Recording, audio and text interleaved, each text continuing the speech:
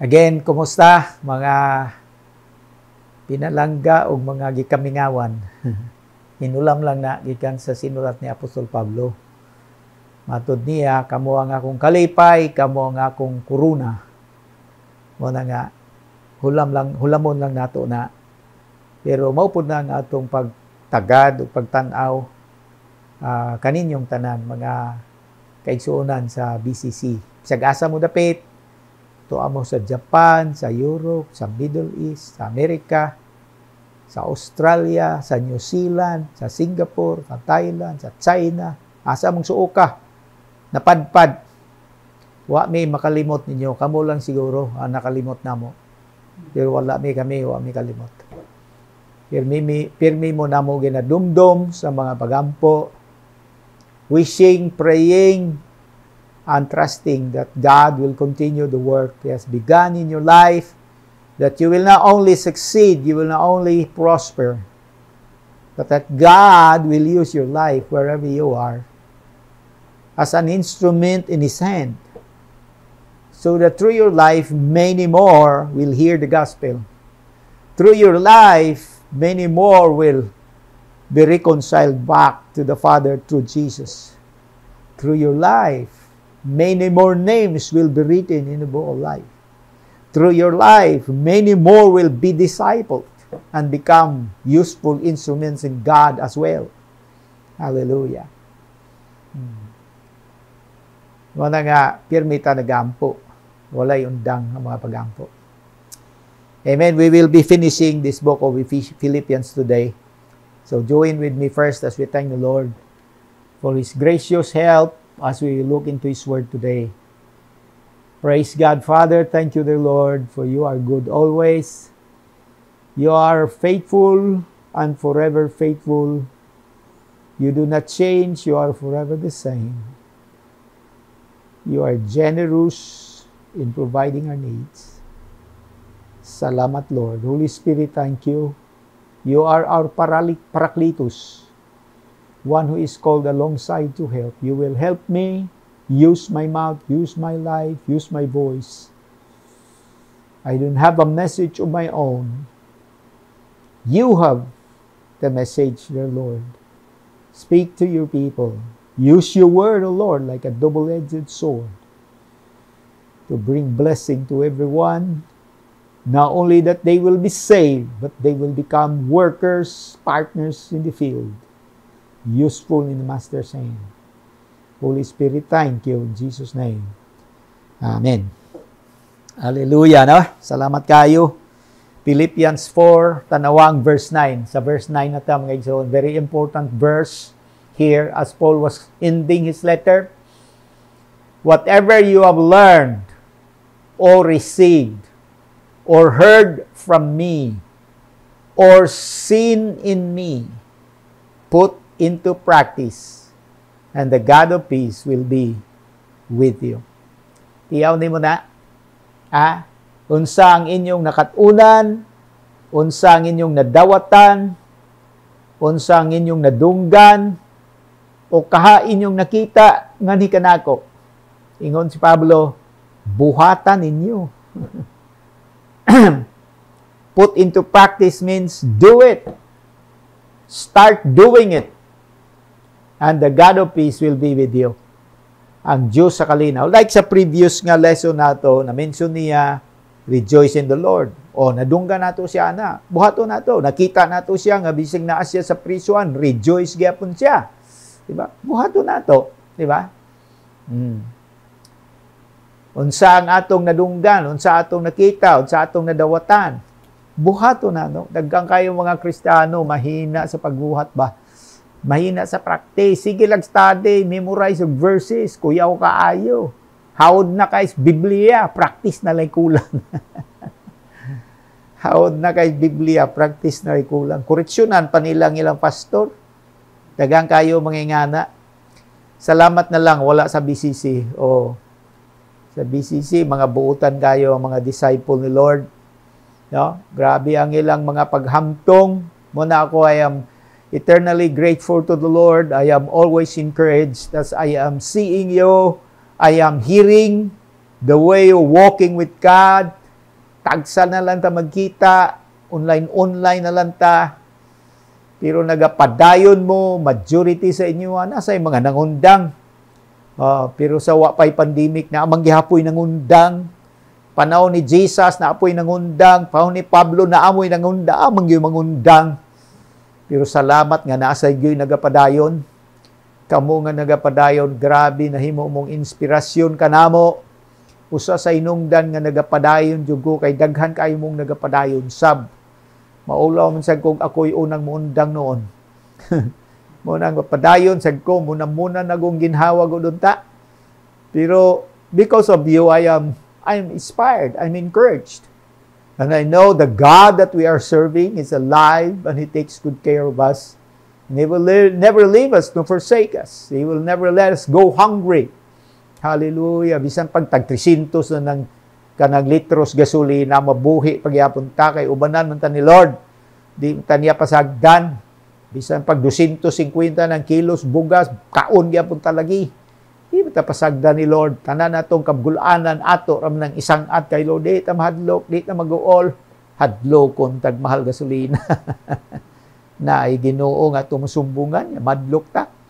Pero there are some secrets, my son. Kanatun-anan nato karon. So we start with the lesson today with the encouragement, an instruction of Paul for all believers to put into practice everything that they have learned, received, heard, and seen from the Apostle Paul.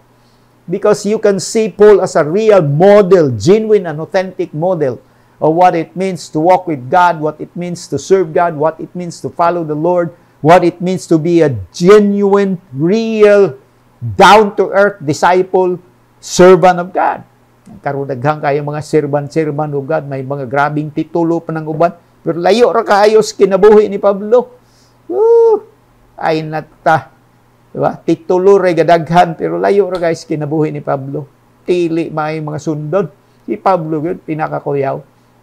Aside from Jesus Christ, there was no other and there is no other servant of God like the Apostle Paul. Muna itong giingon, matupngan, pero dili malabuan. Muna nga makita nimo, unsay nakita nimo as you read his story here, because when you read the writings of Paul, occasionally he would insert a testimony of his life. And this was not bragging for the sake of bragging.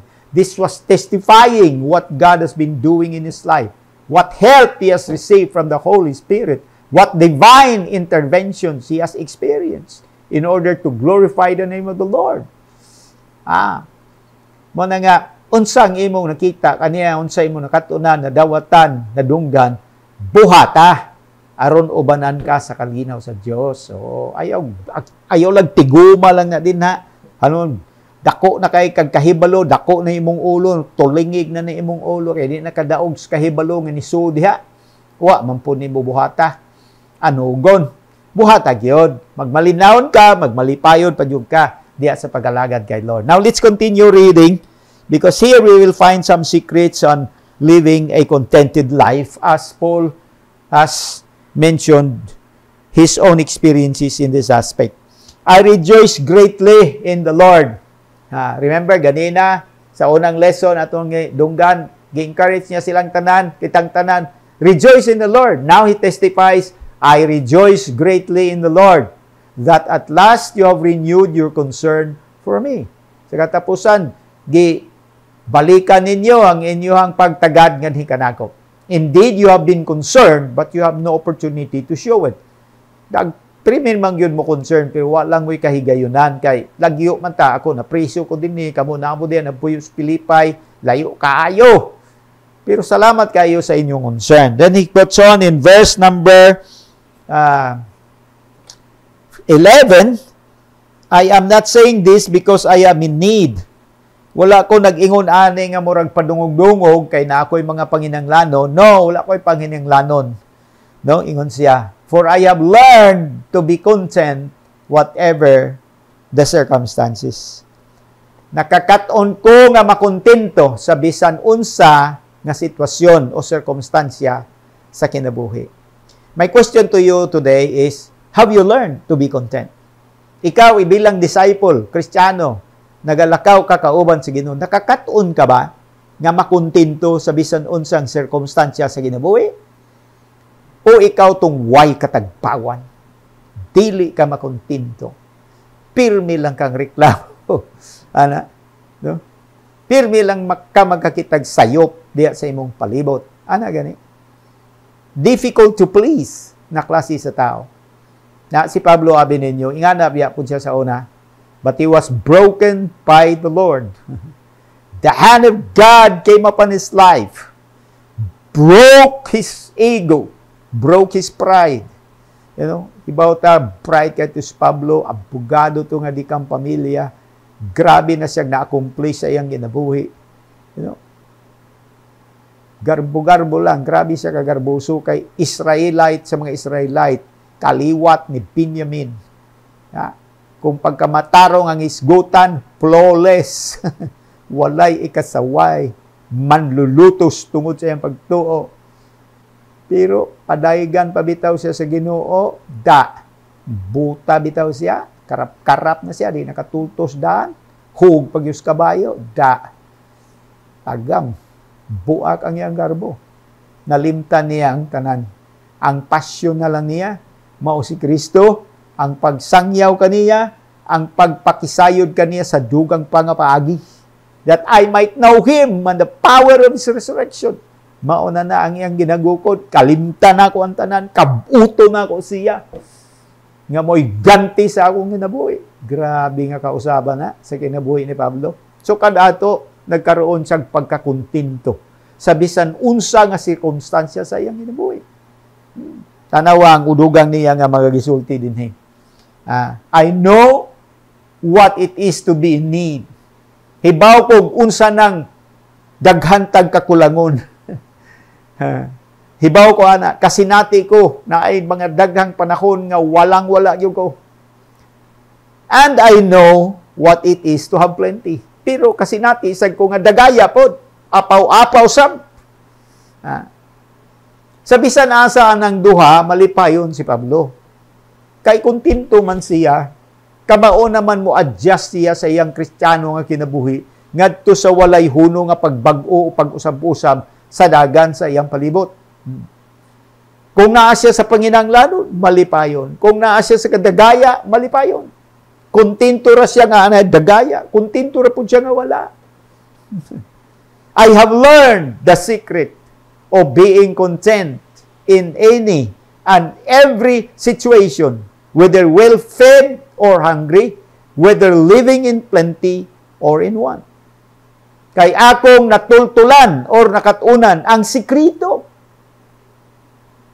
sa pagkahimong kontentado sa kinabuhi. Unsa man gyud ang sikrito? What is really the secret of being content in life, in any and every situation? What's the secret?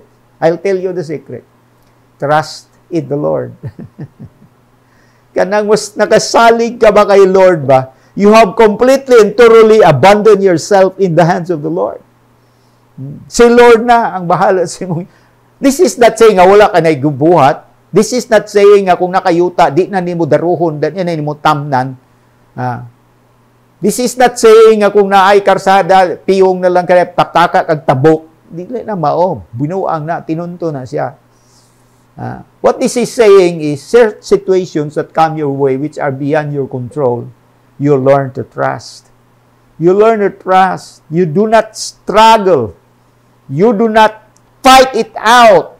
You do not wrestle with the situation, wasting much needed energy, which you can use in any other, in other important ventures, but wasted because grabe man ang imong kag-uol. Kana mag-uol bitaw ka, kas nagpanahon, kas nagkusog.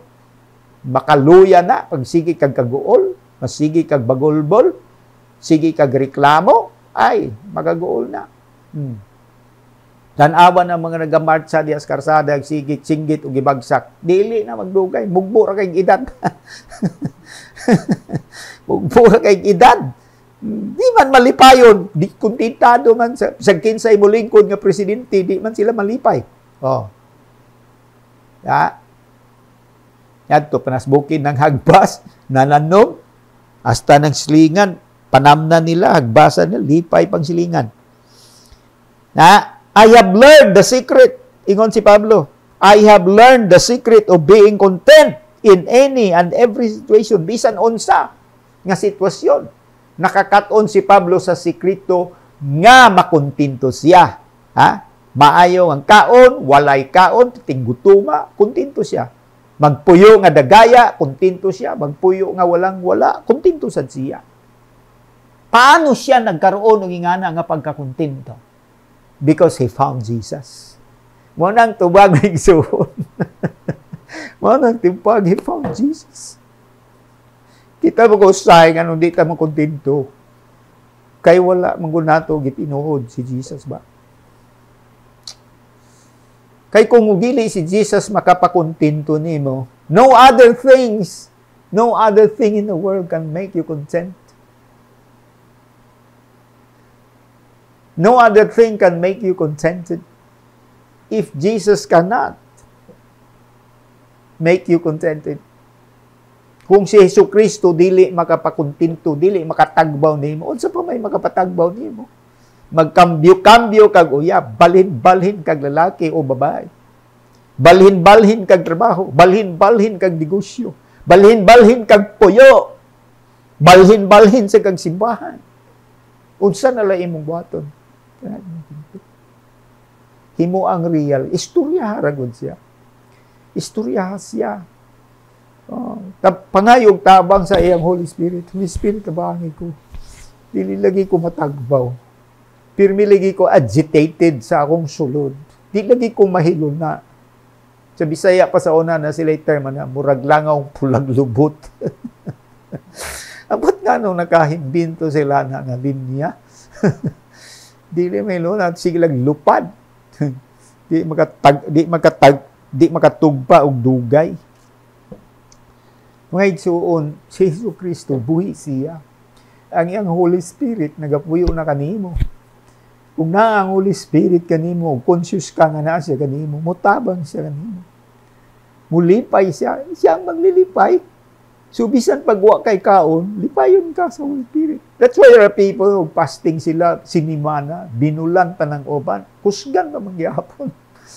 I remember si Brother Yun fasted inside the prison cell for how many days? About 2 months. More than 2 months. Nangabun again gutong tanang tao sulod sa prison. Even ng mga hardcore nga kriminal, niyukbo o gisinggit ni ila sa Diyos nga buhi. How could a man be alive? Walay kaon.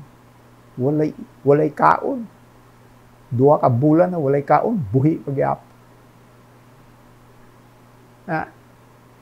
Kita mga butang, daghang kayo diskontentado sa atong kinabuhi. I have learned the secret. May igsoon, learn the secret. Please learn the secret of being content in any and every situation. Whether you feel fed or hungry, living in plenty or in want.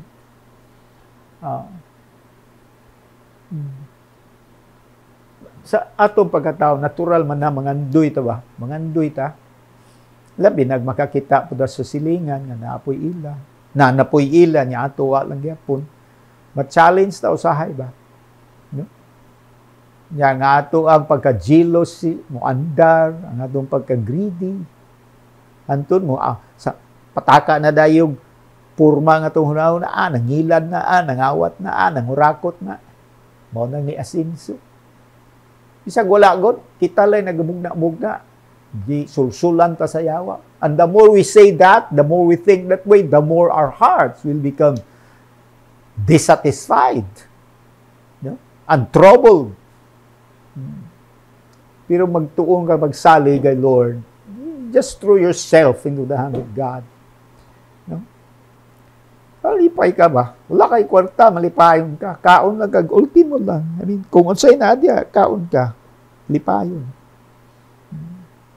Sinina, unsay mo sinina? Usay na i-check ana. Unsay ni sininaan ni? Mga hinatag mga sinina. Usa ni sa mga gihimo po na ako sa una, decide ko sa Ginoo nga mag-alagad ko, di na ako mag-uol sa akong kinabuhi. Nag-uol lang ko, there was time nag-uol ko kay sa akong pamilya. I was looking my children, my wife, and but wala ko'y kag-uol ba? I learned to put my trust in the Lord, my hope in Him. Ana gani. Wala ko'y palit-palit sa sinina. Very rarely. Di ko kanumdum. With once a lifetime, nagpalit kong sariling sinina. I learned to trust the Lord. Huna ako nga sinina, line-line og size. Nay dako, nay kuot. Pagkaon po, dili magitag. Pagkaon say na, ay kauno na to. Og wala, hasta nang wala, kaunon sa nato. Mga tanong sila, Pastor, makaon ka ni? Makaon nga ni, kung wala. Kana pag naa, dilawan na to na. Ana gani. Si Pablo nga na siya mga igsoon. He has learned the secret of being content in any and every situation. Bisan unsa og sa tanan nga sitwasyon. Ha? Hallelujah. Praise God. Sugi kang karon. Hugti na imong pagsalig sa Ginoo ba? Ha? Nga si Lord nahibalo siya unsay ginaalaw niyang sitwasyon sa imong ginabuhi. Because sometimes i-allow ni Lord dagaya, negosyo dakong kita, ha? Triple ginansya, pero sa i-allow po niya wala gyud ginansya, nalugi pagani. Ana gani? Pero whatever ang sitwasyon, learn to be content. Learn to trust. Si Lord nahibalo sa tanan. Ana gani? Amen? Say amen. Diba? Di mo malipay ka. Ganahan ka mag-alagad sa Ginoo. Dili na kayo nimo makita na mga sayop-sayop sa imo mga katupad, sa imo mga igsuon. Ana gani. Kaya sila sa una, bisag bunal-bunalan ko, latako, sugot naman sila. Di man mo sukol. Di man mo sukol sila. Gipagbato, ang uban, gipanggabas na gani. Diya, Hebrews 11, no? Paggabas, ayun na nga, naggabsun ka. May pusilon na na. May pahiluan na na. Kalit lang ka mo kirig, patay na ka dahil. Pero naggabsun ka. Kangiluan na. Kangiluan na. Panggabas sila. Ay, layo ra kayo niya ito makalisdanan giagian mga igsoon. Pero sila sa una, learned living a peaceful, contented life. Happy, joyful, passionate, fruitful nga kinabuhi. Maka-attract nga kinabuhi. Diba? So, padayon ka. Verse 13 is a powerful verse. Many believers, they have memorized this verse. Ingon si Paulo din siyang nagsultian I can do everything through Him who gives me strength. Gikan karon himo aragon ni nga verse sa imong ginabuhi. Himo ani nga declaration. No, isulat ni dili lang sa papel, diha sa alimpatakan sa imong pangisip. Balik-balikan na, no? Humani mo madunggan ni nga mensahe tindog adto ka sa samin at tubangan ng tao nga makita nimo kanang hitsura, tubangan istorya siya. Ingna siya, I can do all things. I can do everything through Him who gives me the strength. Kinsa man ang Him din ha? Si Lord, di ba? Siyang matag kanimog kusog. Ang uban kay mo inom mananang kuan sa ganina, lipubitan. Unsa pa na? Kubra. Atag sa strength. Paakan pa unta ka kubra. Ang strength nimo labi na pag believer ka, disciple ka, gikan na kay Lord. Ang uban daga dito sa tindahan, palit botilyang taas liog. Wala na kay laing dangpan pa si Lord na. Like si Paul, I can do everything through Him who gives me the strength. Napriso si Pablo sa Philippi, di ba? No? When he founded the church in Philippi, no, as a consequence of preaching the gospel, ministering to that young lady there who was demon-possessed, was able to read the palms of someone's hand, and handlers niya made money out of her. Delivered man to ni Pablo, pinagi sa iyang gamhanan nga ministry, na Paul ended up together with Silas in prison. Pangbunal-bunalan sila, gibunog sila, and they were thrown into the prison cell. Yeah, ampo lang sila, pasalamat sila sa Ginoo. In the middle of the night, they were singing songs of praises unto God. They were praying, thanking the Lord. Naglinog bitaw na, nakabuhi sila ba? Hatag si Lord og kusog. I can do everything to Him who gives me the strength. Apil na din sa imong sitwasyon nga naganegosyo ka, naapa kay pamilya, mag-life group pagyud ka. Mahimo na nimo because of the strength that the Lord will provide. Unsa? Di ba?